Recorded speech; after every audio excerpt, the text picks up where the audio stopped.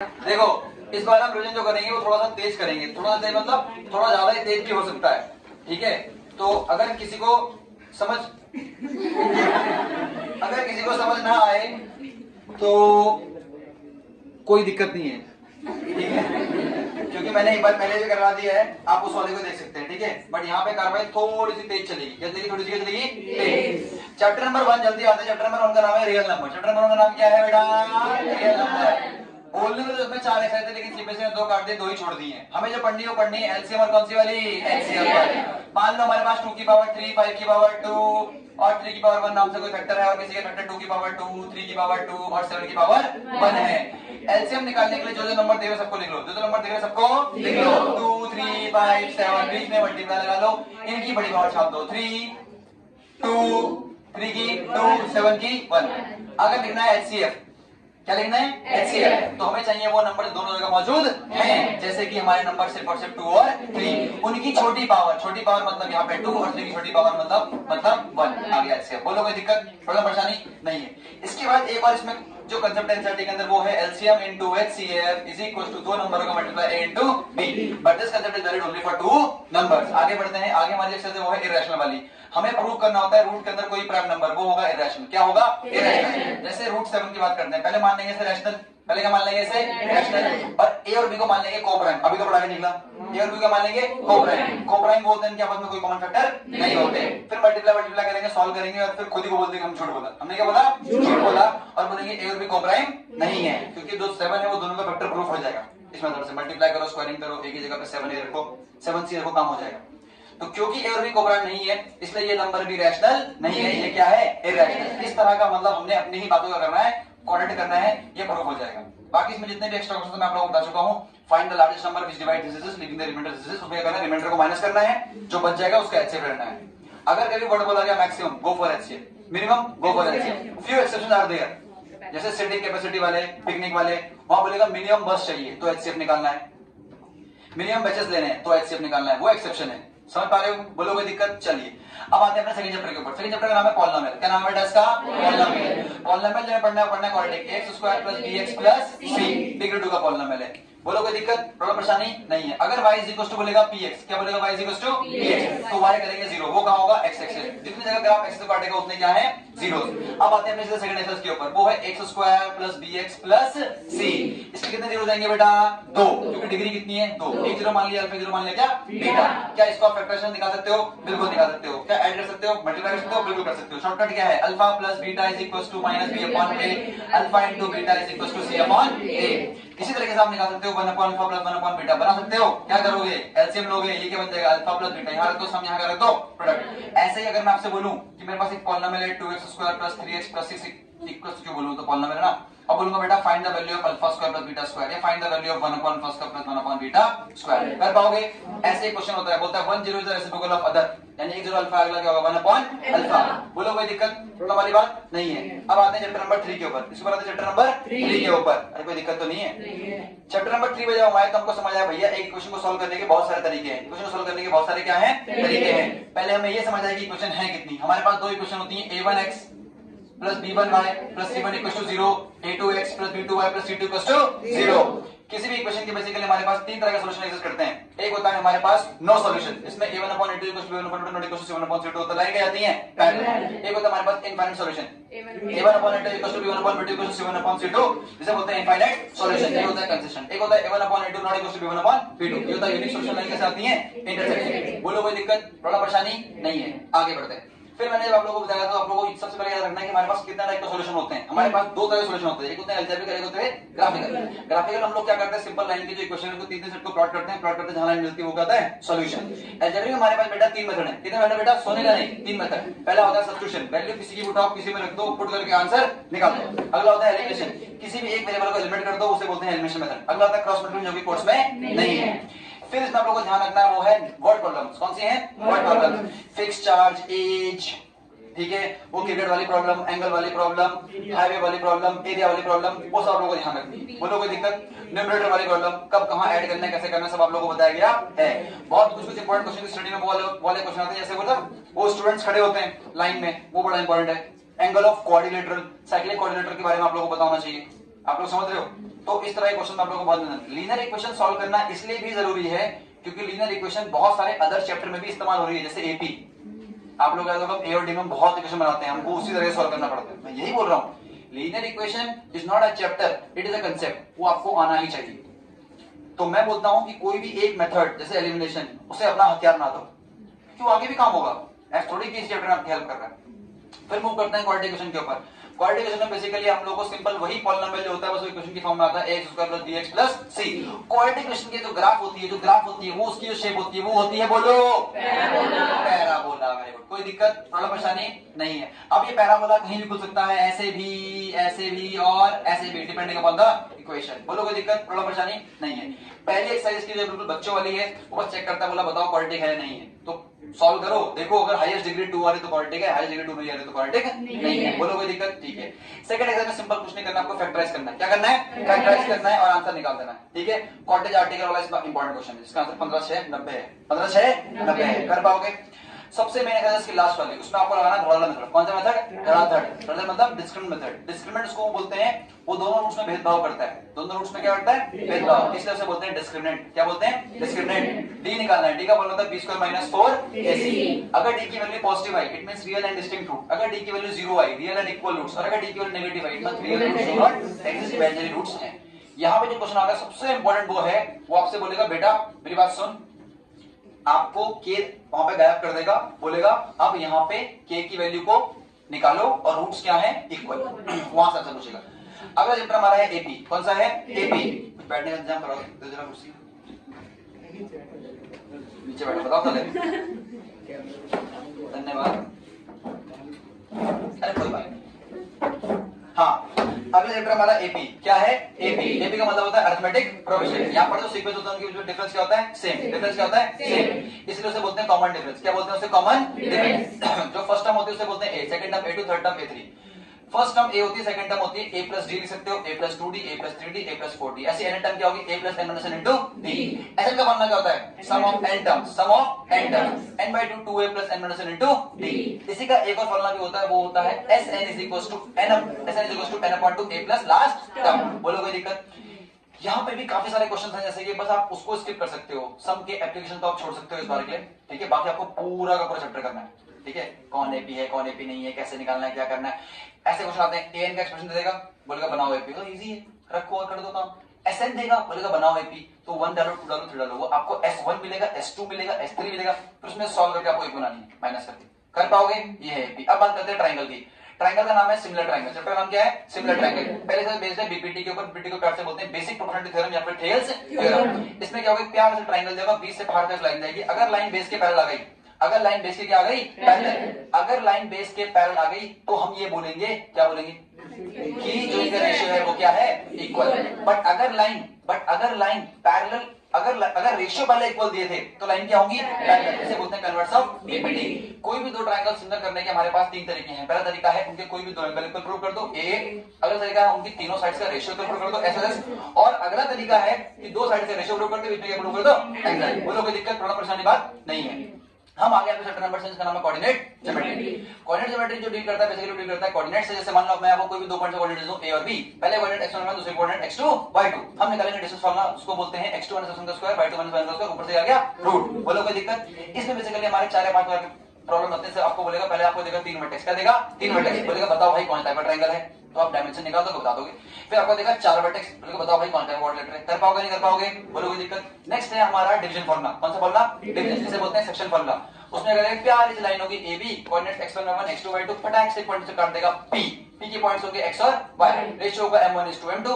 Section formula से हम point निकालेंगे x और y को। x निकालने का फार्मूला होगा m1:m2 x1 + m1 + m2। ऐसे ही y निकालने का फार्मूला होगा m1/2 m2 m1 + m2। बोलो कोई दिक्कत? अगली प्रॉब्लम आएगी वो है कि आपको ट्रायंगल देगा, बोलेगा बेटा इसका मिड पॉइंट निकाल दो, आराम से फोड़ दोगे। अगला क्वेश्चन उससे अच्छे लेवल का, ट्रायंगल देगा, मिड पॉइंट देगा, बोलेगा वर्टेक्स निकाल दो। नेक्स्ट क्वेश्चन ट्रायंगल देगा, सेंटर निकाल दो। बोलो कोई दिक्कत?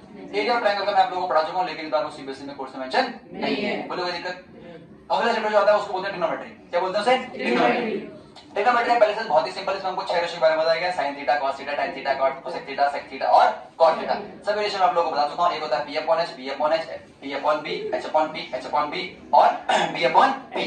ये हमारी पहले एक्सरसाइज। सेकंड एक्सरसाइज में हम लोगों को बेसिकली सिंपल से बताया गया एंगल्स के बारे में, tan theta, sin tan 30, sin 30, cos 30, cosec 30, ये सब हमको आने चाहिए। बोलो कोई दिक्कत? sin 30 की वैल्यू हाफ, cos 30 की value √3/2, cos 90 0, sin 90 1, tan 90 not defined, tan 0 0, cot 0 not defined. ऐसे पता होनी चाहिए आपको, जैसे मेरे को पता है। बोलो कोई दिक्कत? थोड़ा परेशानी बात नहीं है।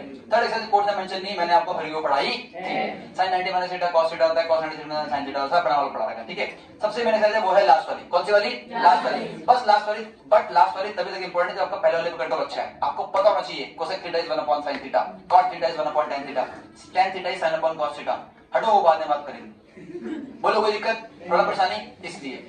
फोर्थ एक्सरसाइज जो रेडी है बेटा वो है sin square plus cos square, sin square plus cos square is equal to 1 plus tan square is equal to sec square, 1 plus cot square is equal to cosec square. बोलो कोई दिक्कत? थोड़ा परेशानी बात नहीं है। अब आता है 9 चैप्टर, उसका नाम है एप्लीकेशन ऑफ ट्रिग्नोमेट्री। इसमें सबसे इंपॉर्टेंट फिगर, सबसे इंपॉर्टेंट क्या है? फिगर। अगर फोटो बन गया, अगर फोटो बन गया तो काम हो गया। इसमें दो प्रकार के फोटो है। सिंपल ट्रायंगल होगा, एक बेस होगा, दो ट्रायंगल जुड़ रहे होंगे, एक ट्रायंगल से 2 पॉइंट पे जोड़ रहा होगा, या नीचे बिल्कुल सही है, ऊपर से नीचे 2 पॉइंट को देख रहा होगा, ऊपर से बंदा पागल कार देख रहा होगा अपने पास को आती हुई, तो ऐसे एक बलून उड़ रहा होगा, पता नहीं कैसा बलून ऐसे उड़ रहा है, इम्प्रैक्टिकल बलून साला। मैं तो बलून उड़ते ऊपर देखे, वो ऐसे उड़ रहा, पता नहीं कौन सा बलून है ऐसे उड़ रहा है, बट उड़ रहा है तो हमने उसको ऐसे उड़ा दिया, हमने उसके अकॉर्डिंग फिगर बना दी। बोलो कोई दिक्कत? एक अजीब पागल आदमी है, प्लेन में बैठा फिर पत्थर देख रहा है। अबे यार प्लेन में बैठा है, को देखना, मतलब देखना ही है तो प्लेन से भी पत्थर देख रहा है, बताओ। प्लेन में बैठा है, इधर पत्थर देख रहा है, कुछ ढंग का देख भाई।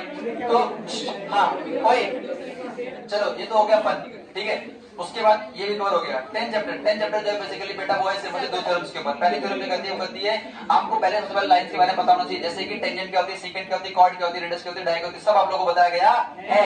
जो टेंजेंट होती है वो रेडियस को जिस पॉइंट पे टच करती है उसे बोलते हैं पॉइंट ऑफ कांटेक्ट। उस पॉइंट पे एंगल क्या होता है? 90। The tangent is perpendicular to the radius at the point of contact. अगली theorem, the tangent drawn to a circle from the external point are always equal, PA = PB। काफी सारे ऐसे question है, बिल्कुल एग्जैक्टली अच्छे से करना, कोई दिक्कत होने वाली बात नहीं है। जिसका 12वां क्वेश्चन है वो बहुत थोड़ा सा अच्छा है, उसमें हीरो सोलना भी लग रहा है, लॉजिक है, सॉल्व करना, पकड़ना उसको, कोई दिक्कत नहीं है। इसके एग्जांपल्स पकड़ रहे जाना सर्कल्स के, बोलो कोई दिक्कत नहीं है। 11वां है कंस्ट्रक्शन, कंपास देना, सरल मार देना, कट गया, बोलो कोई दिक्कत नहीं है। अब बढ़ते हैं आगे, अब आते हैं चैप्टर नंबर 12 पे, इसका नाम है related to circle. Related to circle, ये जो चैप्टर है, ये जो क्या है चैप्टर, खाली फॉर्म याद कर लो, गेम खत्म। जैसे सर्कल का एरिया क्या होता है? Pi are square, circumference 2 pi r. एक सर्कल ग्राउंड में घास लगानी है, एरिया, बाहर तार बांधनी है, circumference. Basic application of mind.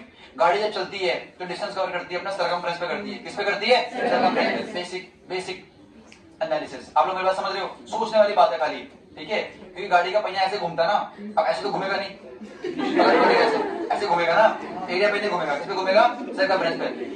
सबसे पहले निकालते हैं माइनर आर। क्या निकालते हैं? Minor R. Theta upon 360 × 2 pi R, बची भी निकालनी है तो 2 पाई आर से कर दोगे minor sector, theta upon 360 × pi are square. Major निकालना है, सर्कल में से क्या कर दोगे? माइनर। सेगमेंट निकालना है, माइनर सेगमेंट। माइनर सेक्टर में से क्या निकाल दोगे? ट्रायंगल।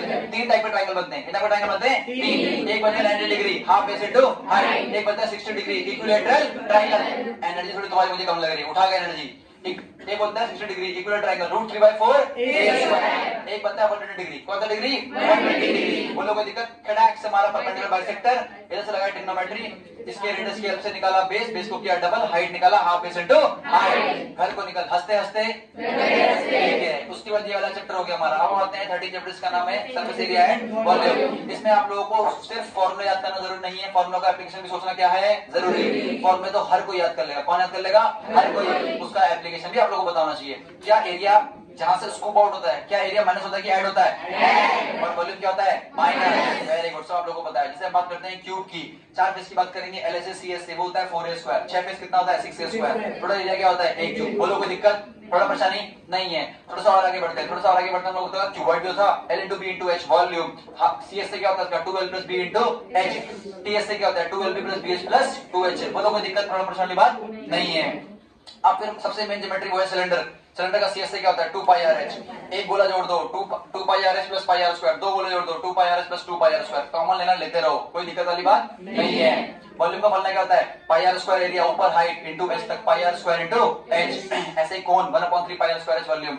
CS से क्या होता है पाई आर एल, TS से क्या होता है पाई आर एल प्लस एक गोला जोड़ दो, खाली ये ना गोला जोड़ दो ये जोड़ दो, समझते रहो हो जाता है काम। अगला आता है रिकॉम्बिनेशन, क्या आता है रिकॉम्बिनेशन, 4 गोले यहाँ से कमाए एक गोला बना दिया, तो नमूने जाहिर सी बात है जितने गोले इन चारों का था उतना वॉल्यूम इसका होगा, वॉल्यूम कल कर दियो। इसमें सबसे अच्छा क्वेश्चन हुआ है फार्मर जो पानी फेंक रहा है, ठीक है, उसमें लेंथ निकालना बड़ा इंपॉर्टेंट है कि पानी कितना लंबा तैर के आ रहा है। कहीं से सूत्रों से खबर मिली थी सुनने में था ऐसे कि ये भी रिकॉम्बिनेशन वाला भी हट गया है, बट इतना भी मत हटाओ कि तुम ही हट जाओ, ठीक है, इन्हें उसको पढ़ लेना।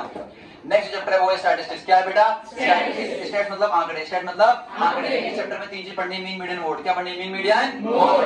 मीन मतलब बेटा हमारा 2 टाइप का होता है, कितना होता है 2 टाइप का, मतलब होता 3 का था बट एक हट गया है, पता नहीं कितना हटा दिया मेरे को लग रहा है सब कुछ हटा दिया, ठीक है, देखना पकड़ना भाई है वो कनल बैठा हुआ।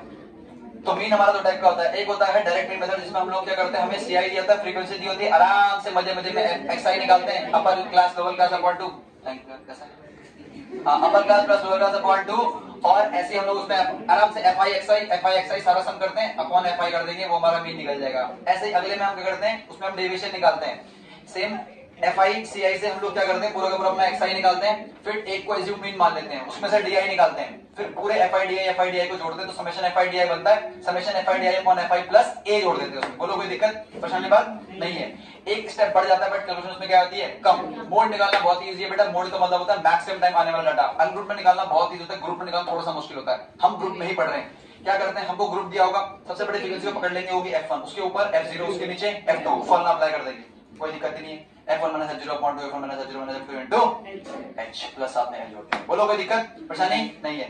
लास्ट निकालते हैं मीडियन, क्या निकालते हैं मीडियन। मीडियन का प्रैक्टिकल मतलब आप लोगों को पता ही होता है, मीडियन का मतलब होता है जब डाटा अरेंजिंग ऑर्डर में लगाया होता है, जो टर्म मिड में आते हैं उसको बोलते हैं मीडियन। बट इस ग्रुप में कैसे निकालें, बड़ी परेशानी है, ठीक है। तो ग्रुप में निकालना बहुत इजी, आपको डाटा दिया होगा, ठीक है, आप आराम से क्या करेंगे, इसमें सीएफ निकालेंगे, टर्म्स फ्रीक्वेंसी को जोड़ते चलेंगे, सीएफ निकालना आप लोगों को सिखा रखा है, n/2 निकालेंगे, टोटल नंबर ऑफ टर्म्स, उसका जो हाफ होगा उससे जो छोटी वैल्यू को सीएफ मान लेंगे। सीएफ की चली क्लास क्या जाएगी मिडिल क्लास, उसकी फ्रीक्वेंसी क्या जाएगी एफ, उसकी फ्रीक्वेंसी क्या जाएगी एफ। बोलो कोई दिक्कत प्रॉब्लम वाली बात नहीं है। तुम्हें क्या, मैं नहीं पढ़ने वाला हूं। हाँ एफ लोअर लिमिट क्या जाएगी एल, सारी वैल्यूज पुट कर दो, काम खत्म। बोलो कोई दिक्कत। फिर एक एम्पिरिकल फॉर्मूला, वो यहाँ से परी बोलिए खुद ही ये बता देगी तुम लोग, एम्पिरिकल पता है ना, 3 + 2 = 1 जो भी है वो कुछ भी बोल दो, ठीक है, पर लिखना सही। अरे समझ पा रहे हो। लास्ट हमारा है प्रोबेबिलिटी, प्रोबेबिलिटी मतलब संभावना, प्रोबेबिलिटी मतलब क्या होता है संभावना। जैसे विवेक की शादी होगी या नहीं होगी, क्या ये एक सर्टेन इवेंट है, नहीं पड़ेगा, अच्छी नौकरी लग जाएगी तो हो जाएगी, नहीं पड़ेगा तो बस ऐसे घूमता रहेगा, है ना, फिर बोलेगा अभी से मेरे दोस्त बन जाओ। हाँ अब सुनो, ओए प्रोबेबिलिटी जो होती है उसको इंडिकेट करते हैं पीई से, होने की संभावना होती है पीई, ना होने की होती है पीई बार, पीई प्लस पीई बार की वैल्यू का सम होता है 1, और 1 जो होता है उसको बोलते हैं सर्टेन इवेंट, और 0 जो होता है उसको बोलते हैं इम्पॉसिबल इवेंट। बोलो कोई दिक्कत प्रॉब्लम परेशानी बात नहीं होगी। कल सुबह बारिश होगी इसकी कोई गारंटी नहीं है, ये है अनसर्टेन इवेंट। अनसर्टेन मतलब मैं कुछ नहीं कह सकता, इम्पॉसिबल तो नहीं ना, बट अनसर्टेन है। बोलूंगा कल सूरज आएगा, मैंने मौसम देख लिया मौसम, ठीक है, तो बोला सर्टेन इवेंट है, आएगा। आप लोग मेरी बात समझ रहे हो, बोलो कोई दिक्कत। अब ठीक है, कल सुबह विषय आगे खोलेगा, कोई सर्टिनिटी नहीं है, अरे कुछ भी हो सकता है भाई, मतलब क्या पता कल 2 घंटा, कल सुबह पूरा वर्ष सोया, दिन में उठे तो सुबह नहीं खोली, आगे दिन में खोली। आप लोग मेरी बात समझ रहे हो, नेगेटिव मत सोचो, तुम बहुत नेगेटिव बुरा बोल, ठीक है, दिन में खोलना, ठीक है। हाँ ओए ठीक है, उसके बाद प्रोबेबिलिटी जब खेलनी तो बेटा आपको कुछ चाहिए, जैसे आपको कॉइन्स पता होने चाहिए, कार्ड्स पता होने चाहिए, डाइस पता होने चाहिए। एक डाइस को 2 बार फेंका, 2 डाइस एक साथ फेंकी, एक ही बात है। एक कॉइन 2 बार फेंका, 2 कॉइन एक बार फेंका, एक ही बात है। एक कॉइन में 2 आउटकम होते हैं बेटा, हेड और टेल। अगर एक कॉइन को 2 बार फेंक दिया, head head head tail tail head tail head, कैसे निकालते हैं टोटल नंबर ऑफ आउटकम्स 2 की पावर n। डाइस में 6 होते हैं आउटकम, तो 6 की पावर n। कितनी बार फेंक रहे हो, 3 सिक्के बहुत जरूरी है। एटलीस्ट 2 हेड मतलब 2 या उससे ज्यादा हेड, एटमोस्ट 2 हेड मतलब 2 या उससे कम हेड। बच्चे 0 वाला केस छोड़ देते हैं, टी वाला, वो भी लेना है। उसमें कितने हेड हैं 0, एटमोस्ट में वो भी काउंट होगा। बोले हेड तो है नहीं, क्यों काउंट करना, तभी तो काउंट करना नहीं है उसमें। आप बात समझ रहे हो। फिर आते हैं कार्ड्स के ऊपर, किसके ऊपर आते हैं कार्ड्स के ऊपर। हमारे पास जो कार्ड होते हैं बेटा वो होते हैं 52 कार्ड्स, 13 के सेट में होते हैं। कार्ड जो होते हैं बेटा, एक होता है स्पेड, एक होता है स्पेड, क्लब, डायमंड और हार्ट, ठीक है। 26 रेड, 26 ब्लैक, 12 बार फेस कार्ड। अगर बोल दूं रेड क्वीन तो लाल रानी ही चाहिए, 2 होती हैं। अगर बोल दूं रेड एंड क्वीन, लाल रानी ही चाहिए। अगर बोल दूं रेड और क्वीन, लाल भी चलेगा रानी भी चलेगी। लाल कितने हैं 26, 2 रानी अंदर पैक हो गई, 2 रानी काले में छूट गई। आओ तुम भी 28 अपॉन 52, एक चीज रह गई बेटा, सबसे बड़ा जो पत्ता होता है वो होता है ए, हुकुम का इक्का बोलते हैं उसको। ओनर्स कार्ड पिछले बच्चे में डिस्कस कर रहे थे। ओनर्स कार्ड वो होते हैं जो थोड़े बड़ी कैटेगरी में आते हैं, 10 से बड़े पत्ते ओनर्स कार्ड कहलाते हैं, जैसे जैक, किंग, क्वीन, 3 ये हो गए। और जो इक्का होता है ए, वो सबसे बड़ा पत्ता होता है। तो ये एक डेक में 4 ओनर कार्ड होते हैं, ए, जे, के, क्यू, सारे फेस कार्ड 12 और 4 एस, ये सारे ओनर्स कार्ड होते हैं। 16 ओनर्स कार्ड होते हैं। कितने ओनर्स कार्ड होते हैं? 16। नई चीज है, बोलो कोई दिक्कत, प्रॉब्लम, परेशानी, किसी को कोई दिक्कत? ये हो गई आपकी प्रोबेबिलिटी। एक क्वेश्चन प्रोबेबिलिटी में आता है, वो एरिया में गिरने वाला, बहुत इजी है। Favourable area upon total area. अब बताओ कोई दिक्कत, प्रॉब्लम, परेशानी? बात हो गई, मैच खत्म। 1 घंटे में 2 बार खत्म हो गई। इंटेंट चाहिए करने वाले और कराने वाले चाहिए, चीजें हो जाती हैं। बंद करते हैं।